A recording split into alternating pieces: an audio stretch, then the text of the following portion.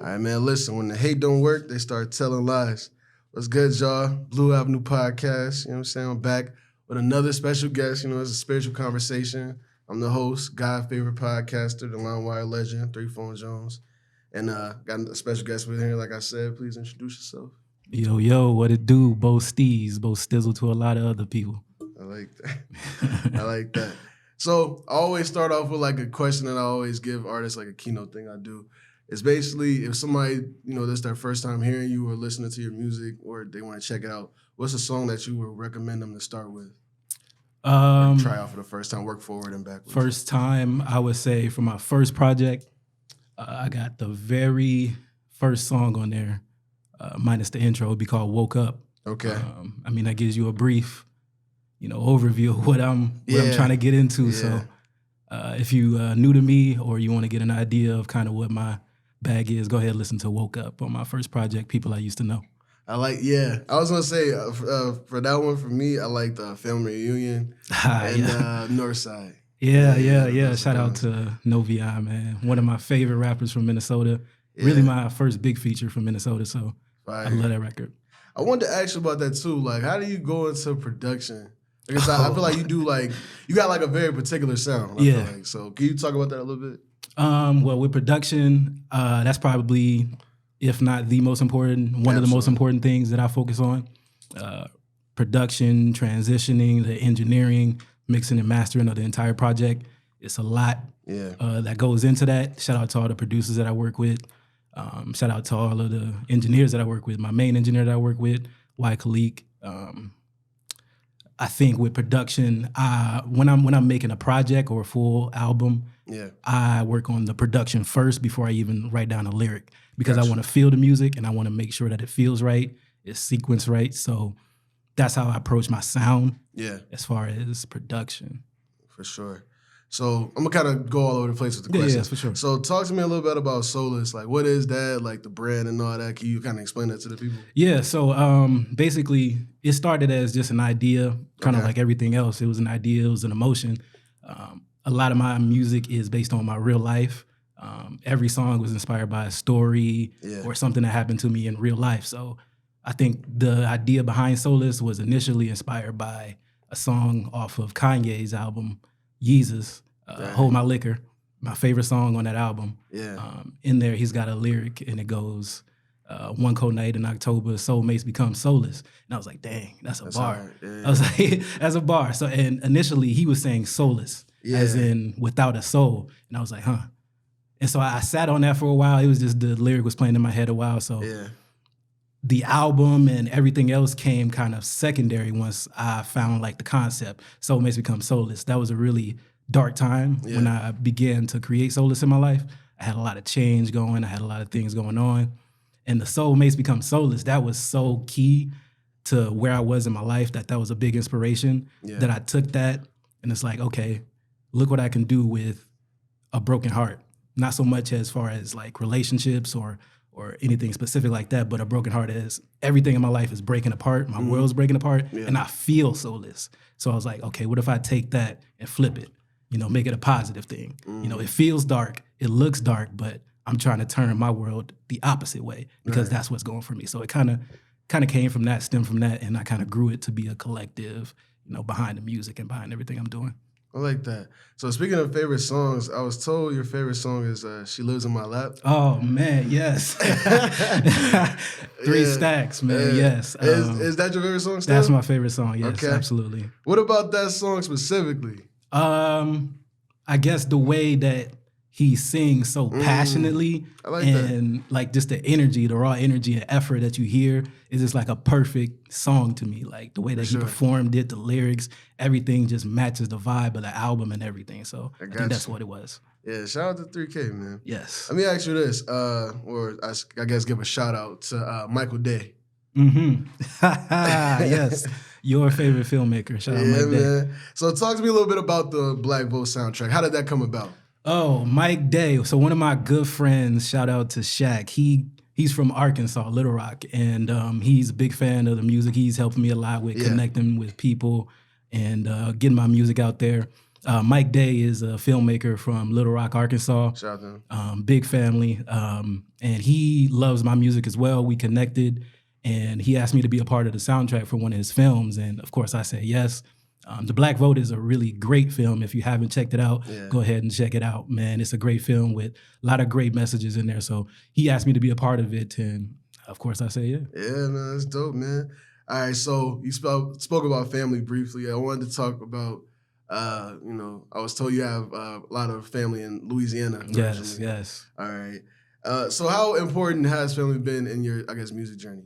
Oh man, just like you said, family reunion, it's a big part of it, I got my family here with me right now, you know what I'm saying? So it's like, without my family, I wouldn't be able to do anything that I'm doing today. That's my biggest support system. Gotcha. Love that. All right. So this kind of goes into that a little bit.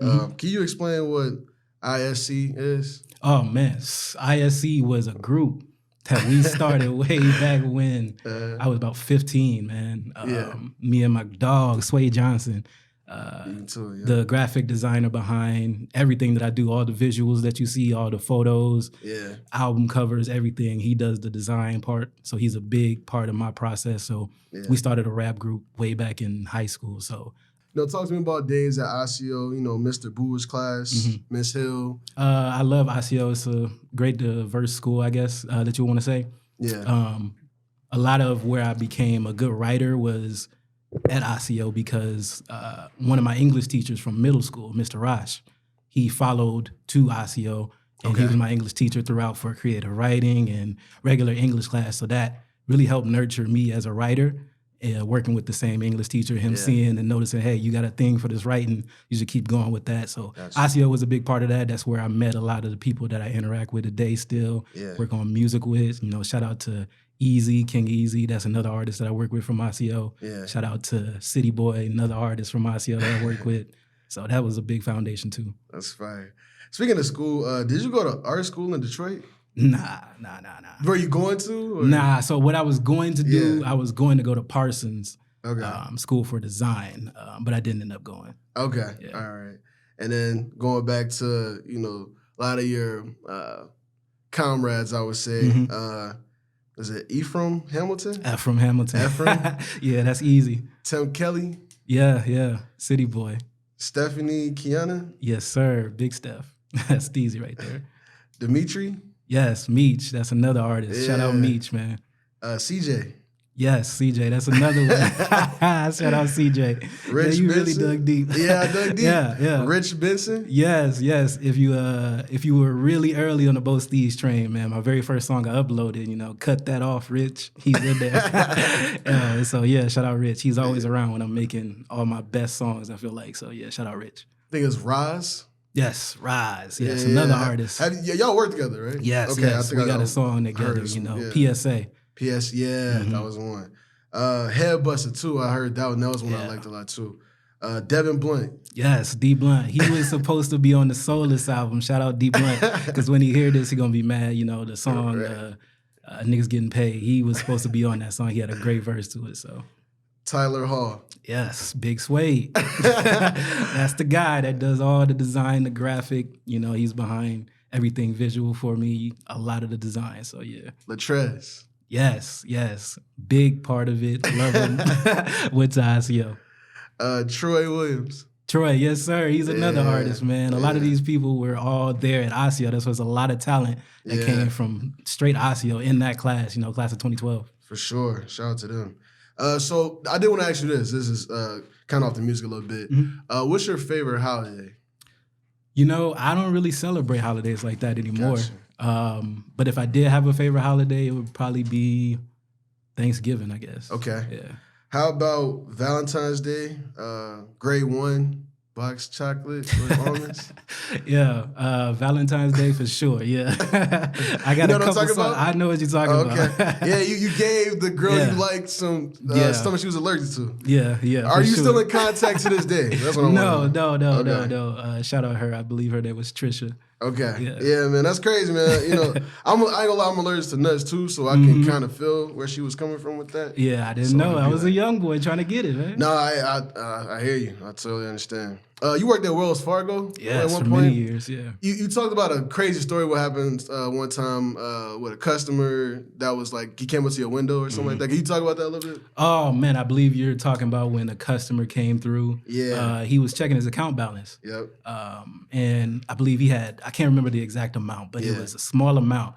And I told him his balance, and he was just so overjoyed because he wasn't in the negative. Right. He only had a couple bucks that he was taking out, but he was so overjoyed in the negative, and that he wasn't in the negative, and it just impacted me because this guy, I seen him come in a couple times before, but I had never helped him, so he was a stranger to me. But when he came to my window, and he literally started crying once I told him his balance, and it kind of threw me. I'm like, you crying because you have no money? Like, you crying because you broke, bro? Like, yeah. But it was tears of joy, so it was just like something different. For sure. That definitely impacted me that day. For sure. So, okay, I got a couple more questions. Like I said, I'm going to go all over the place. For sure. I was told you're a big Vikings fan. Yes, is that true? I bleed purple and gold. Okay, I respect that, man.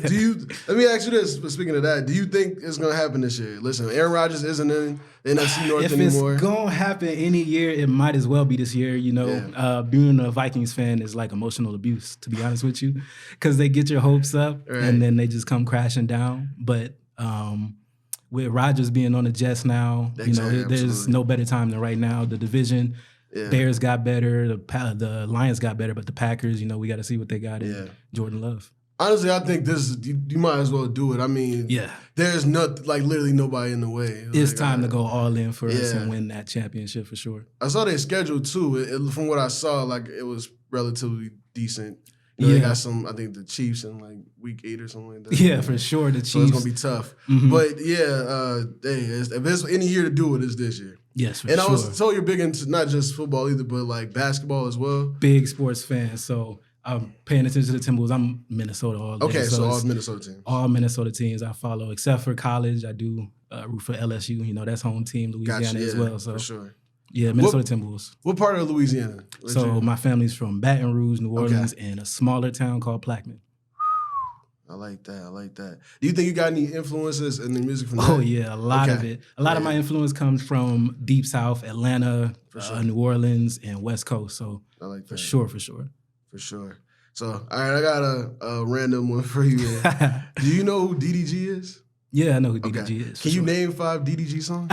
You funny because I see that argument online that they was having. DDG, he's a talented artist, but I can't name 5 DDG songs. Thank you. Okay, perfect. That's all I need to know. Perfect. Thank you. I appreciate that. Because look, I ain't gonna lie, and this ain't no disrespect to DDG. I just think respectfully, they going in on him on Twitter. What did they say? They was DDG threatens to release new music. Threatens is crazy. Threatens is crazy. Threatens to release new music as a new artist is crazy. That's disrespectful on a lot of accounts. I just saw the same thing. Yeah. DDG for sure. I know about him. Shout out to him though, man. I don't know 5 songs, my brother, but keep going. You know what I'm saying? Do what you do. So okay. I got 2 more and we'll finish up. We'll wrap it up. So I wanted to ask you, what's something you wish you were better at? I wish I was a better marketer. To be honest with you. Same here. Yeah. Better marketer. Yeah. All right. And what do you think you could get from that? Just obviously for the I guess attention you get from it, but do you think that's something you can work towards? Or? Oh yeah, absolutely. Okay. It's just a matter of being consistent, for sure. Execution and things like that. Studying up. That's what I did a lot of the past year that I haven't dropped music besides April. Okay. I've been studying, trying to get my marketing research up and really understand how to, put these things and the brands that I'm creating forward. So yeah. Okay. And I think honestly to that point, I think some of that goes into having a team environment. I'm working on that myself. That's a big fact. Yeah, because it's something it's things I know that I'm good at that, or things I'm not good at that I can have somebody else take care of. Or, yeah, you know what I mean? For sure. Having that team is important too. So I think that's really where it is for you. Just if that's what you want, just having people that understands that. And, understands the vision that are able to take care of those things, yeah. Exactly. We were just talking about a social media manager. That's a real job because they get results. You know what I mean? Sure and if they don't, then they, don't get paid. So yeah, it's tricky. So last thing, you got to end off on some crazy, some current. You know what I'm saying? We were discussing, what was going on in Montgomery, Alabama. Did you have any thoughts when you saw? Let me ask you this way: are you investing in a folding chair at this point? I think everybody should invest in a folding chair at this point. What I saw, black man actually created the folding chair, so that's a big thing that everybody should know. The Alabama thing, I was happy to see black folks stepping up, staying together and helping out that man that need that help. So that was a good thing for sure. I'll be honest though, they kind of going overboard with it to me. Like they making folding chair earrings. Yeah, the memes are crazy. Yeah, I'll be honest. Like I saw somebody, they got a chair underneath their pillow. Like they gonna try it. Somebody went to Cracker Barrel and I'm like, yo, y'all gotta relax, man. The memes are going crazy. Man, listen, it's ridiculous. But I mean, that's all I have for you, man. Did you want to shout out anybody or anything that you want them to know about you before we get out of here? Nah, man. I got a new project coming out when the sun comes up by the end of the year. Probably another one, Revenge Tour that I'm working on. Probably by the end of the year. A lot of SOLUS content coming, a lot of regular content coming. So just stay tuned. That's dope. And please give me your socials and all that stuff, where they can follow you, where they can find the music. Yeah, Bo Steez on all platforms streaming, and then Bo Stizzle on all social media, man. That's dope, man. That's dope. Well, listen, man, I appreciate you for coming out, man. You know what I'm saying? Blue Avenue Podcast, man. Yeah, y'all check out Bo Steez stuff, man. It's lit. Yes, sir. Thank you. Cool.